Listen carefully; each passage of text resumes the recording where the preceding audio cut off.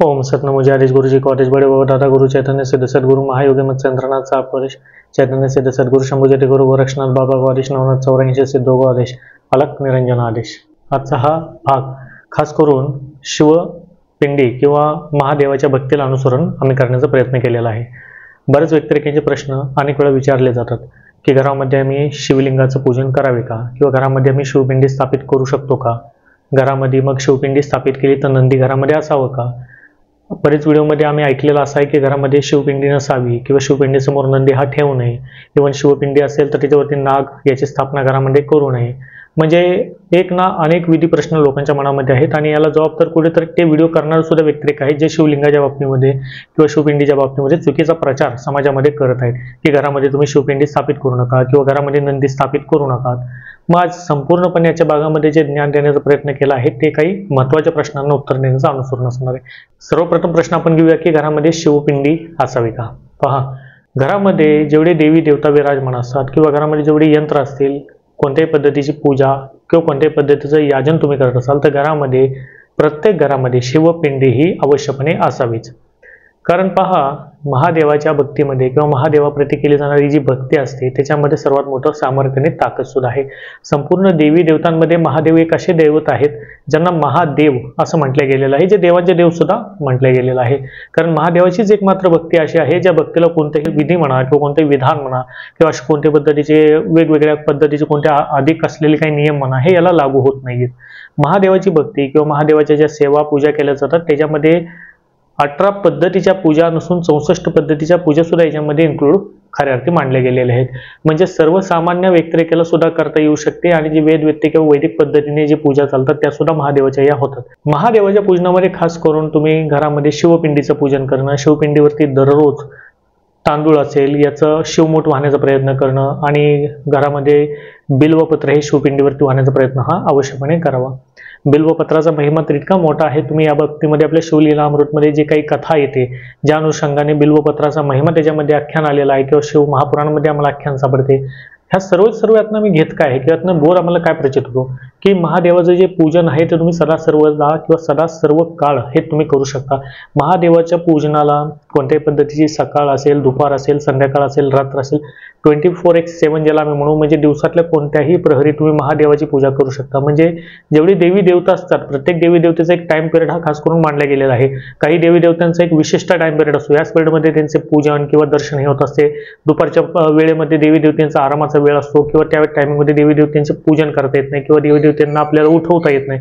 अशा पद्धतीचा देवी देवता आपल्या हिंदू धर्मामध्ये आहेत, परंतु एक मात्र महादेवच असे दैवत आहेत की ज्यांना तुम्ही कधीही पूजन त्यांचं करू शकता। तुम्हाला वाटले अर्ध्या रात्र जरी पूजन करायचं आहे तरी सुद्धा तुम्ही महादेवाचं पूजन हे करू शकता। आणि यांची आणखीन एक खासियत म्हणजे यांच्या कोणत्याही टायमिंगमध्ये केलं जाणारे जे पूजन असते त्या प्रत्येक टायमिंगचं फळ, त्या प्रत्येक टायमिंगपासून मिळणारी जी प्रचिती आहे, पुण्य आहे, ते सुद्धा खूप वेगवेगळे आहे। त्यामुळे महादेव यांची शिवपिंड घरामध्ये असावी का, तर 100% घरामध्ये महादेवाची शिवपिंडी ही असावी। उलट ज्या घरामध्ये महादेवाची शिवपिंडी असते त्या घरामध्ये वास्तुदोष हे शक्यतो राहत नाहीत। कारण महादेव हे सर्वचे सर्व गण असेल किंवा भैरव असतात यांचे ते देवतक आहेत किंवा सर्व तेच आहेत। त्यामुळे घरामध्ये कोणत्याही पद्धतीचे दोष सुद्धा महादेवाच्या शिवपूजनाने किंवा शिवपिंडीवरती केले जाणाऱ्या अभिषेकामुळे हे निश्चितपणे संपुष्टात येतात, थोडक्यामध्ये ते खतम होऊन जातात। त्यामुळे घरामध्ये शिवपिंडी असावी का, तर सर्वप्रथम उत्तर मी देईल की 100% घरामध्ये शिवपिंडी ही असावीच असावी। दुसरा प्रश्न आपण घेऊया की घरामध्ये मग कोणते शिवलिंग असावे किंवा कोणती शिवपिंडी घ्यावी, हा सुद्धा प्रश्न अनेक वेळा विचारला जातो। पहा, घरामध्ये मी यापूर्वी पण एक एपिसोड एक शिवपिंडीवरती अनुसरून गेल्या श्रावण महिन्यामध्ये केलेला होता। तरीही जे नवीन सबस्क्रायबर जोडले जात आहेत त्यांच्या माहितीसाठी, घरामध्ये शिवपिंडीची स्थापना करताना तुम्ही पार शिवलिंग करू शकता, पितळी शिवलिंग करू शकता, चांदीचे शिवलिंग करू शकता किंवा ज्याला म्हणू नर्मदेश्वर शिवलिंग असेल त्याची सुद्धा स्थापना करू शकता, स्फटिकाचं शिवलिंगाची स्थापना तुम्ही घरामध्ये करू शकता, सोन्याच्या सुद्धा शिवलिंगाची स्थापना घरामध्ये करता येते। म्हणजे सर्वच्या सर्व पद्धतीचे जेवढे शिवलिंग आपल्याला आख्यानामध्ये माहितीमध्ये आहेत त्या प्रत्येक शिवलिंगाची स्थापना घरामध्ये आपल्याला निश्चितपणे करता येते। प्रत्येक शिवलिंगाच्या पूजनापासून हे जो लाभ आपल्याला मिळतो तो सुद्धा वेगवेगळा आपल्या शास्त्रामध्ये वर्णित आहे। जसं ज्या अनुषंगाने पंचधातू असतील, अष्टधातू असतील, या प्रत्येक धातूचं विधान महत्त्व हे वेगळं आहे, त्याच अनुषंगाने शिवपिंडी किंवा शिवपिंडीची जे पार्ट ज्याला आपण म्हणू की जे पारस शिवलिंग असेल किंवा सोन्याचे चांदीचे शिवलिंग येतात किंवा स्फटिकाचे शिवलिंग येतात, ह्या प्रत्येक शिवलिंगाच्या पूजनापासून मिळणारा लाभ सुद्धा हा वेगवेगळ्या पद्धतीने शास्त्रामध्ये वर्णित आहे. त्यामुळे घरामध्ये शिवलिंगामध्ये तुम्ही कोणतंही शिवलिंगाचं पूजन केलं तरी ते शुभ आणि शीघ्र फलदायी हे निश्चितपणे असणार आहे. बरं, मग कोणत्या शिवलिंगाची स्थापना घरामध्ये करू नये? मित्र म्हणेल तुम्ही सर्व शिवलिंगाची घरामध्ये स्थापना करू शकता. बरं, आता पार्ट येतो की दगडी शिवलिंग असेल, कारण अनेक प्रश्न विचारला हा सुद्धा गेलेला होते. घरामध्ये आमच्या जुने दगडी शिवलिंग आहे जे वर्षानुवर्ष आम्ही पूजन करत आलेलो आहोत, परंतु मग दगडी शिवलिंग घरामध्ये नसून नये असं आम्ही ऐकलेलं आहे. मग हे खरे आहे का? पहा, मित्र म्हणेल की जर समजा पूर्व परंपरागत तुमच्याकडे चालत असेल शिवलिंग असेल जी दगडी असेल, दगडी पद्धतीचे शिवलिंग असेल, तरी सुद्धा तुम्ही त्याचं पूजन घरामध्ये करू शकता. परंतु आता पहा, हल्लीच्या वर्तमान स्थितीमध्ये दगडी शिवलिंग सर्वच्या सर्व ठिकाणी आपल्याला भेटत नाहीत किंवा जे शिवलिंगाची स्थापना आपण घरामध्ये करतो ती दगडी शिवलिंगाची कमी दिसते. दगडी शिवलिंग जे राहतं, खास करून जे शाळुंका मांडले गेले आहे, ते मंदिरामध्ये त्याचं स्थान किंवा त्याचं वर्चस्व हे मांडले गेलेलं आहे.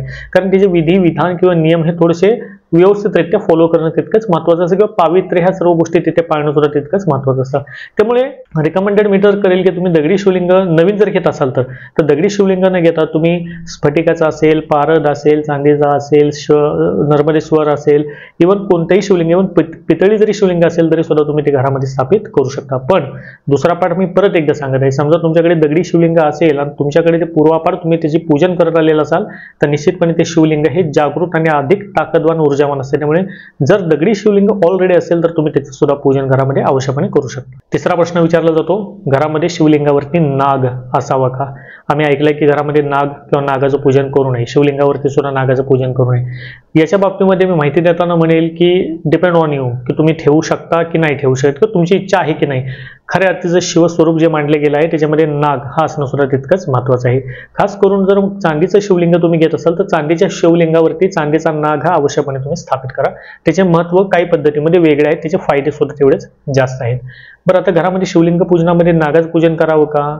आता जर तुम्हाला इच्छा असेल तुम्ही करू शकता, नसेल तर नाही केली तरी सुद्धा चालतं. शेवटी पहा, चल आणि अचल स्वरूपामधल्या सर्व पूजा असतात, जे मंदिराचे विधी विधान नियम असतात शिवलिंगाचे ते घरातल्या शिवलिंगाला लागू होत नसतात, कारण तेवढी पूजा तेवढे सर्व गोष्टी या घरामध्ये होत किंवा ते फॉलो सुद्धा आपल्याकडनं होत नसतात.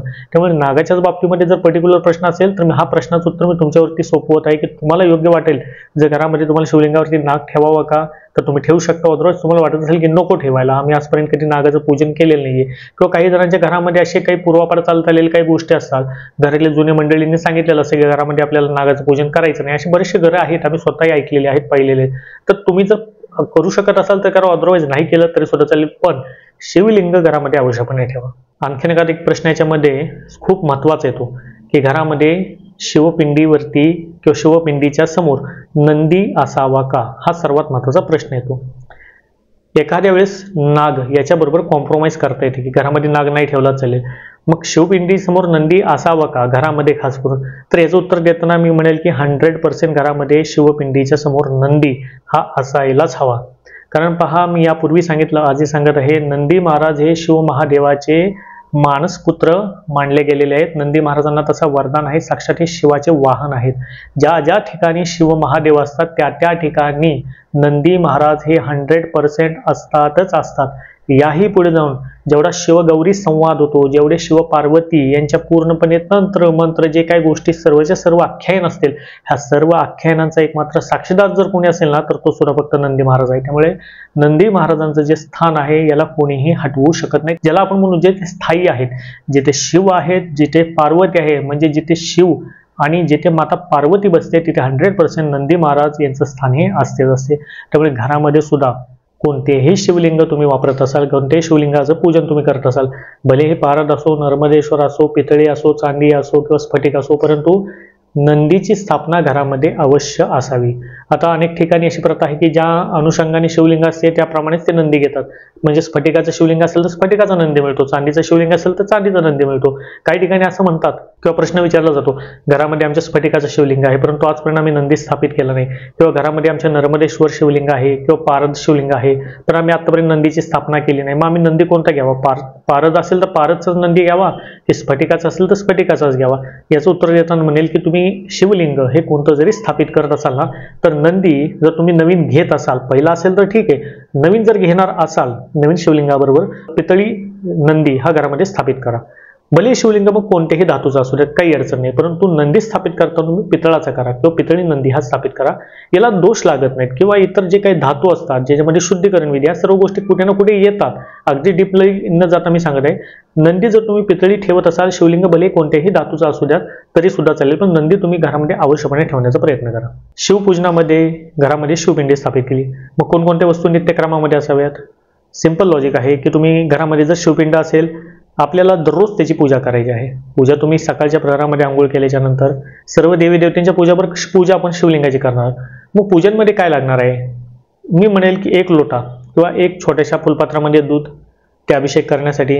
जर ते नसेल तर तुम्ही जे घरामध्ये वापरत असलेलं पाणी आहे, ज्याने आम्ही देवांना आंघोळ घालतो, तुम्ही अगदी 1 फुलपात्र पाणी भरून जरी शिवलिंगावरती डेली वाहिले आणि शिवलिंगाला तुम्ही पट्टाभिषेक, थोडक्यामध्ये ज्याला आपण त्रिपुंडरक वाहिले, म्हणजे विभीत, जे तुम्हाला आता माझ्या कपाळी दिसत आहे, हे त्रिपुंडर ज्याला आम्ही म्हणतो किंवा विभीत म्हणतो, हे शिवलिंगावरती तुम्ही ओढले आणि शिवलिंगावरती तुम्ही जर अक्षदा म्हणजे अखंड तांदूळ 1 मूठ वाहिला आणि 1 बेलाचं पान जरी ठेवलं आणि नंदी महाराजांना सुद्धा याच अनुषंगाने केलं, नंदी महाराजांवरती 1 बेल ठेवून तुम्ही पाया पडलं आणि शिव महादेवाच्या शिवपिंडीवरती नित्यक्रमामध्ये दररोज 2 टाइम जर दिवा आणि उदबत्ती हे जर तुम्ही ओवाळलं, थोडक्यात धूप दीप लावलं, तर शिवपूजन इथे संपन्न होते. आता शिवपूजनाच्या शिवपिंडी जिथे असेल तिथे जलधारी सुद्धा असते, म्हणजे आम्ही त्याच्यावरती 1 लोटा आणि स्टँड ठेवावं लागत असते, जेणेकरून जो शिवावरती पडणाऱ्या पाण्याची जी जलधारी आहे किंवा जे शिवावरती पडणारं पाणी आहे याला सुद्धा अनन्यसाधारण महत्व आहे.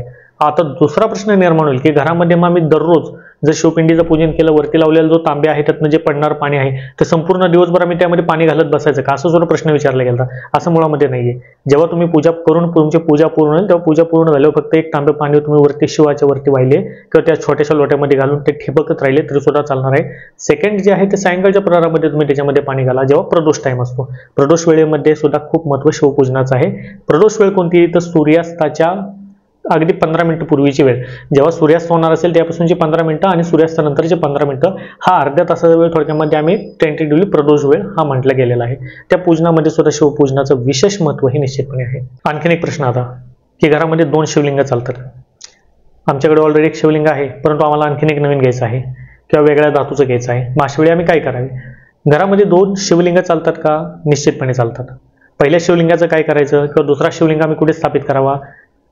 घरामध्ये जर 1 देवारा असेल, एका देवाऱ्यामध्ये 1 शिवलिंग तुम्ही स्थापित करा आणि 1 शिवलिंग तुमच्या घराच्या ज्या ठिकाणी तुम्ही तुळशी तुमचं वृंदावन असेल, जिथे तुम्ही तुळशी लावलेली असेल किंवा बेलाचं झाड लावलेलं असेल त्या ठिकाणी तुम्ही शिवलिंग याचं स्थापन जरी केलं तरी सुद्धा चालणार आहे. थोडक्यामध्ये घरामध्ये 2 शिवलिंग चालतात का? याचं उत्तर सरसपणे हो हेच आहे. असं कधीही करू नका की समजा तुमच्या घरामध्ये जुनी पूर्वापार आलेली शिवलिंग आहे म्हणजे शिवपिंडी आहे, तुम्ही नवीन शिवपिंडी घेतली, मग आता पहिली शिवपिंडी आम्ही विसर्जित करून टाकू का? असे व्यक्ती काय करतात, मग नदीच्या काठी नेऊन ठेवतील, देवळामध्ये नेऊन ठेवतील. हे करणं चुकीचं आहे. जेवढं जुनं शिवलिंग असेल तेवढी तिची ताकद किंवा त्या शिवलिंगामध्ये सत्व हे खूप मोठ्या प्रमाणावर असेल. त्यामुळे घरामध्ये तुम्ही 2 शिवलिंगाची स्थापना करू शकता तर निश्चितपणे करू शकता.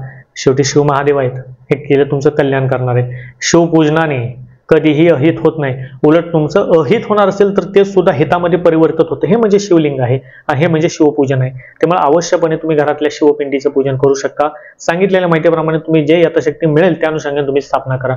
याला दिवस वार वेळ पाहण्याची सुद्धा गरज नाही. शिवपूजनाचा वार वेळ जसे म्हटलं, याला दिवस आणि वाराला महत्वच नाहीये. मुळामध्ये शिवपूजन हे सदा सर्व काळ हे शुभच मानले गेलेलं आहे. तुम्ही याची स्थापना अवश्य घराघरामध्ये करण्याचा प्रयत्न करा आणि याचा लाभ सुद्धा घ्या. आजच्या भागामध्ये सांगितलेली माहिती अवश्य तुम्हाला आवडली असेल. भेटूया अशा नवीन माहितीचा नवीन व्हिडिओमध्ये. जोपर्यंत सर्वांना महादेव गुरुजी आदेश.